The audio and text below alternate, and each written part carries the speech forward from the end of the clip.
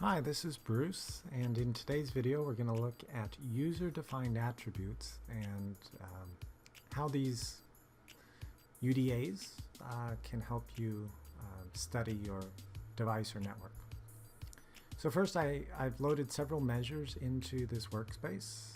We have a total of 9 log files here, so we're just going to look at the first one to start with. And what you'll notice here on the left side is there's various tabs that are available to you. We're going to open up here called UDA, which is User Defined Attribute. And what this allows you to do is to create mathematical manipulations of attributes that are loaded. So let's take an example. You might be interested in studying maybe the difference between the RSRP of the primary sector and perhaps the RSRP of the nearest neighbor. And you want to know the difference between those two. And we could have found that here if I go into, if I come down into the cells option or cell info, and maybe I'll get the dominant, let's create a grid here, dominant PCI, pull that one over. So there's the dominant PCI and the RSRP of the dominant. Now I'll go grab my neighbor cell. So neighbor cell, we'll first say the neighbor cell, let's see, neighbor cell list is the one I want. We'll say the top one neighbor cell, and we'll get the neighbor cell RSRP. So at this point in time, my primary is 160, PCI 160, and the next one is 159. And the RSRP is neg 110, and of my neighbor is neg 122. So I'm interested in this difference between 110 and 122. So I want to know, when does that neighbor get close? You know, for example, here's some interesting cases where the neighbor cell pops up and is actually stronger than my primary. So those would be areas where I'd want to go and study these specific areas, because there's network-related problems associated with this area. So the way I would identify it, I'll go into my user-defined attribute. I'm going to right-click.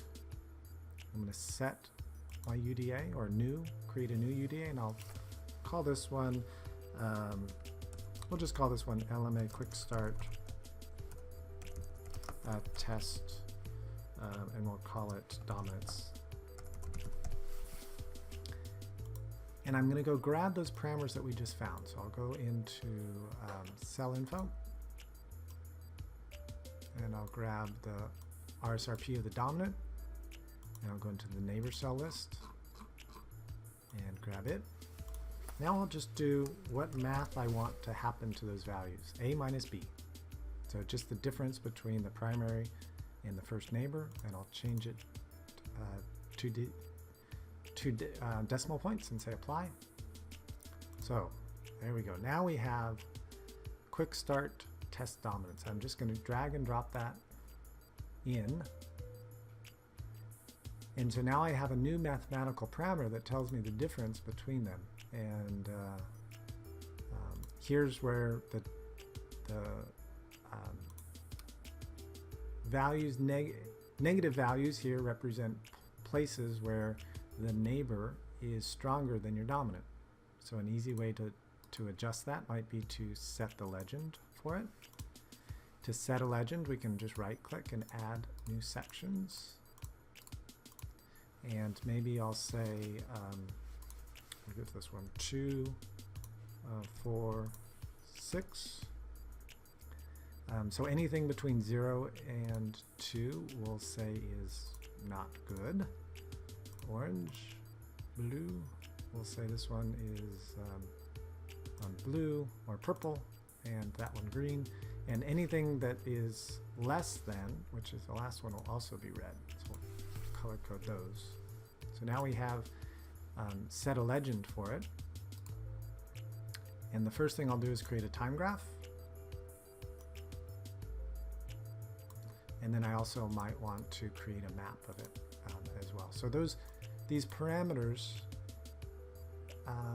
this new parameter that you've just generated creates the ability for you to study mathematical operations. There's another way to look at UDAs if you go into UDA.